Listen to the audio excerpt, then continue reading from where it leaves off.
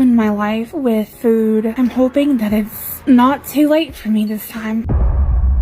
Alright, men, it seems like the fat acceptance movement is actually killing people now. Recently, an article was released showing that 4 of the biggest fat activists have turned up dead at very young ages, a revelation that has shocked absolutely everybody. I mean, who could have guessed that promoting dietary suicide on a mass scale would result in people becoming ill and actually fucking dying? For those unfamiliar, fat acceptance, despite the name, is not a movement about being nicer to fat people and treating them with respect. It's actually a movement about promoting obesity as a healthy lifestyle and something to strive for, despite all the scientific research throughout human history proving that it's literally the opposite. This will actually kill you. And despite the absurdity of the movement, it has gained mass popularity across social media in recent years because it exploits a growing demographic of fat people who are insecure about their bodies and tricking them into believing there's nothing wrong with them and they need to just keep on eating to make themselves feel better, only for us now to be seeing the deadly consequences of what 10 years ago was common fucking sense. So before we get into the story about the people dying, because it's a little bit sad, I want to check out some of the fat positive content itself so we can better understand this new ideology that is now taking so many lives, starting with smarter in seconds, fat phobia and fitness. I'm going to the gym so I don't get fat.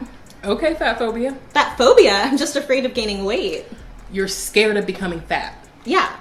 That's literally fat phobic. Fat phobic? I don't mean to be fat phobic. But you are. So let's talk about it. The fitness industry in the US alone is worth $30 billion, and annually over $600 million is spent on advertising the ideal body, which is always thin. From a culture of demeaning fat people to weight restrictions on exercise machines and a lack of plus-size fitness clothing, the fitness industry is not only anti-fat, but also anti-fat people. Despite the title, I'm already feeling 10 times dumber 14 seconds into the video. By definition, a phobia is an irrational fear of something. Being scared of becoming fat and looking like this is not an irrational fear. It's actually a very rational fear because most people don't want to die at the age of 28 years old. If anything, if you're not remotely afraid of becoming this size, I would argue that is more irrational than taking some extra time out of your day to take care of your body, which is literally your temple, right? You live in this thing. Fat phobia, or anti-fatness, is the harmful bias and hate against fat people. This also includes the fear of gaining weight. It results in overt discrimination, and it erases humanity's inherent diversity of body shapes,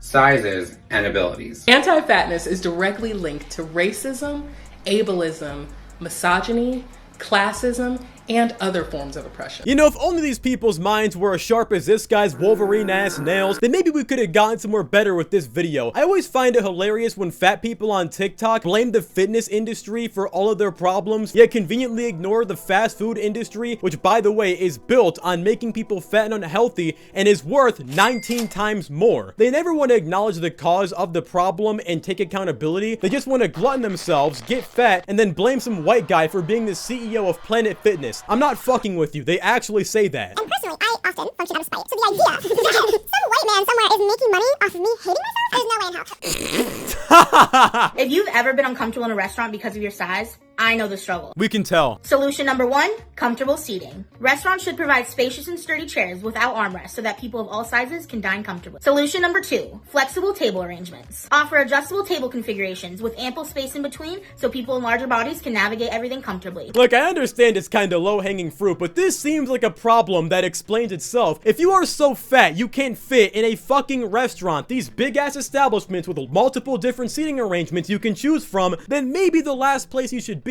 is at a restaurant. I always find it ironic how fat activists like her always cry about unrealistic beauty standards in society, yet in order for their beauty standards to come to fruition, they have to change how society operates on every single level. This same woman was on TikTok last year saying airlines should make bigger airplanes because she's too fat to fucking fit on them. That isn't a sign of realistic body standards, that's a sign of promoting delusional body standards. Big difference. Solution number 3, accessible restrooms. Ensure restrooms are spacious and can comfortably accommodate plus-size individuals and those with disabilities. Solution number 5, provide key information on your website. Provide key information like table configurations, seat dimensions, chair weight capacities, and more on your website where it's easily accessible. Solution number 6, ensure that your tables are not secured to the ground. Make sure they can be moved to make room for individuals who might need more space. Solution number 8, staff training.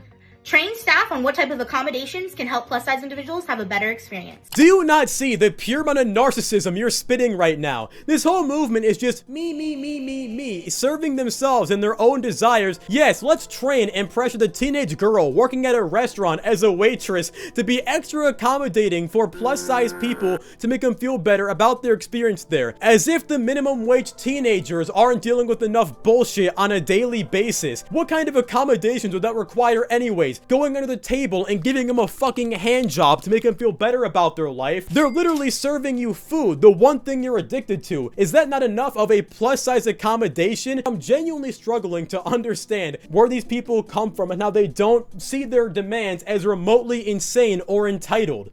Oh my lord. I ruined my life with food, binge eating, and lack of self-care. And I'm hoping that it's not too late for me this time. This woman's name is Brittany Soar, and a few days after making this video, she unfortunately passed away. She's one of the 4 previously mentioned fat acceptance people to pass away after promoting this lifestyle. In this video, which happened to be her final video, she claims she hasn't gone to the store in over 2 years, can't check her mail, can barely breathe, and has to literally adjust her pubic area in order to move because it has so much excess fat. And she ends the video by hoping it's not too late for her and she can turn things around, but unfortunately, it was too late as she passed away a few days later. And as I went into the comments, I noticed something. A woman by the name of Tess Holiday commented saying, "I'm sending you love. OMFG, this means so much. I love you. Thank you so much." And at first, this interaction seems fairly harmless, but I think it's actually indicative of a very big problem. For those that don't know, I didn't know because I don't keep up with this shit. Tess Holiday is a massive, and I mean massive, no pun intended, fat acceptance activist on social media. She's been doing this for the past 10 years. She has a viral hashtag and organization called F Your Beauty Standards, to which she just promotes a bunch of fat people's bodies like they're the next best thing and something to be admired, and sells a lot of plus size clothing. She makes a lot of videos promoting fat acceptance and anti-fat phobia stuff, but the reason I bring this up is because in the response, Brittany very clearly was a fan of Tess Holiday and was likely watching a bunch of her content. The problem is Tess Holiday and others in her kin promote an evil message. The only thing that is loving about the fat acceptance movement is the fact it sounds nice. They use words like love and acceptance and talk in a very feminine tone to make it sound like it's loving and inclusive.